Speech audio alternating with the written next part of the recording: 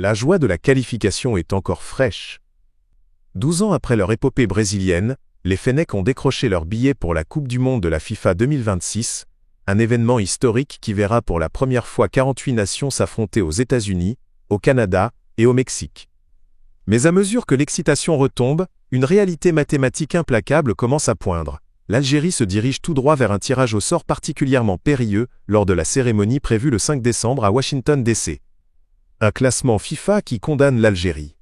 Avec une position fluctuante mais autour de la 38e place mondiale au classement FIFA, selon les mises à jour de septembre 2025, la sélection algérienne, même si elle se maintient dans le top 5 africain, est loin d'atteindre les standards nécessaires pour prétendre à une place dans les 2 premiers chapeaux.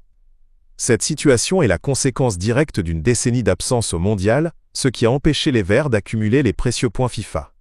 Dans un format élargi à 48 équipes réparties en 12 groupes de 4, le classement mondial demeure l'unique critère de répartition des nations dans les 4 chapeaux. L'Algérie est de fait condamnée au chapeau 3, voire 4, lors du tirage de la phase finale. Une position qui garantit mathématiquement d'hériter d'au moins une tête de série redoutable issue du chapeau 1. Le cauchemar des têtes de série.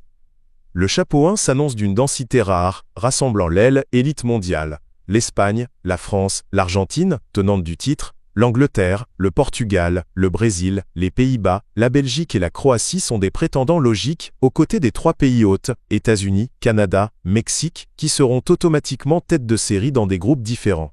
Pour l'Algérie, cela signifie qu'une opposition contre un géant européen ou sud-américain est quasiment inévitable.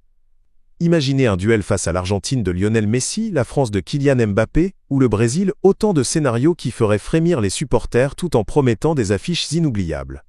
Le chapeau 2, aucune accalmie en vue. Si l'adversaire du chapeau 1 sera une montagne à escalader, le potentiel rival du chapeau 2 ne sera pas un cadeau non plus. Ce chapeau devrait regrouper des nations au coudes à coude avec l'Algérie au classement, mais ayant réussi à se maintenir juste au-dessus, ou des équipes en grande forme.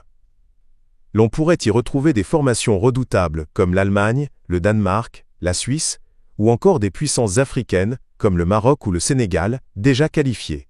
Le règlement de la FIFA, visant généralement à éviter que 2 nations d'un même continent ne s'affrontent au premier tour, à l'exception de l'Europe, forte de 16 représentants, pourrait théoriquement épargner un duel contre le Maroc ou le Sénégal si elles sont placées dans le chapeau 2, en fonction de la répartition finale. Cependant, l'Allemagne ou le Danemark sont des adversaires qui, dans d'autres circonstances, auraient pu prétendre au statut de favori d'un groupe. Le prix à payer pour l'absence. Cette situation défavorable est le prix à payer pour 12 ans d'absence de la plus prestigieuse des compétitions. Les défaites ou les contre-performances dans les phases de qualification précédentes, conjuguées à l'impact des compétitions continentales sur le classement mondial, ont fait perdre du terrain à l'Algérie dans la hiérarchie de la FIFA. Le titre continental de 2019 n'a pas suffi à compenser l'accumulation de points des nations participant régulièrement au mondial. Le nouveau format à 48 équipes, pensé pour faciliter l'accès à la compétition, complique paradoxalement les tirages au sort pour les nations placées dans les chapeaux inférieurs, avec la multiplication des groupes de la mort potentiels. 12 groupes au lieu de 8 augmentent la probabilité d'un tirage difficile pour les équipes moins bien classées. L'adversité comme carburant. Sauf remontée spectaculaire au classement FIFA en l'espace d'1 mois, ce qui est fortement improbable, un véritable groupe de la mort semble inévitable. Toutefois, pour la nouvelle génération de Fennecs emmenée par des joueurs talentueux et un entraîneur ambitieux, cette adversité pourrait aussi représenter une formidable motivation. L'Algérie a prouvé par le passé, notamment lors de ses qualifications en 2010 et 2014, qu'elle était capable de se surpasser face aux meilleures nations. Affronter d'entrée de jeu des adversaires de classe mondiale, c'est l'occasion rêvée de prouver que 12 ans d'absence n'ont en rien entamé les ambitions des Verts.